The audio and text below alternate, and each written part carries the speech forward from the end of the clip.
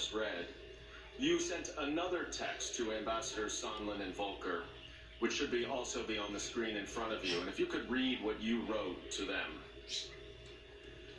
Are we now saying that security assistance and White House meeting are conditioned on investigations? And Ambassador Sondland responded, "Call me."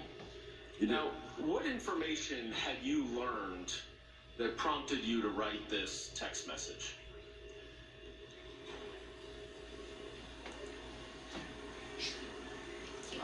I had learned that in Warsaw, after the meeting Vice President Pence had with President Zelensky,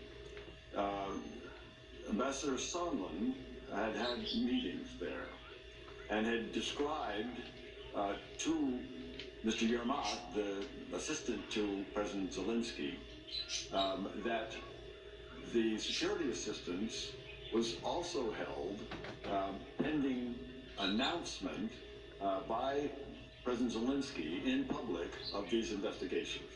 Before that, I had only understood from Ambassador Sondland that the White House meeting was conditioned. And at this time, after I heard of this conversation, it struck me, it was clear to me that security assistance was also being held. You said previously that you were alarmed to learn this. Why were you alarmed? It's one thing to try to leverage a meeting in the White House. It's another thing, I thought, to leverage security assistance to a country at war, dependent on both the security assistance and the demonstration of support. It was much more alarming. The White House meeting was one thing, security assistance was much more alarming. Now, Ambassador Taylor, in your opening statement, you outlined a very detailed timeline, and in fact, we have a written copy here, and you included some phrases and words in quotations. Did you take notes of this conversation on September 1st with Ambassador Sondland? I did. And did you take notes related to most of the conversations, if not all of them, that you recited in your opening statement? All of them, Mr. Goldman. And what do those quotations that you include in your opening statement reflect? They reflect my notes on the exact words that I heard on that call. So it was, if I put those in quotes, that meant that those are the words used on that phone call or in that conversation. Did you review those notes before you drafted your opening statement and came here to testify? I did.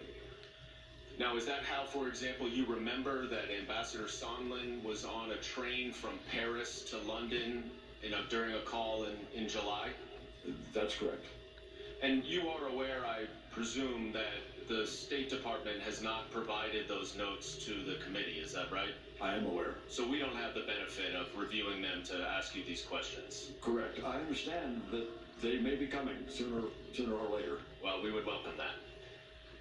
You also testified earlier, Ambassador Sondland, or Ambassador Taylor, that President Trump had delegated some matters overseeing Ukraine policy to Ambassador Sondland, who is a big inaugural supporter of President Trump, even though Ukraine is not in his domain of the European Union. Is that right? Several participants in the meeting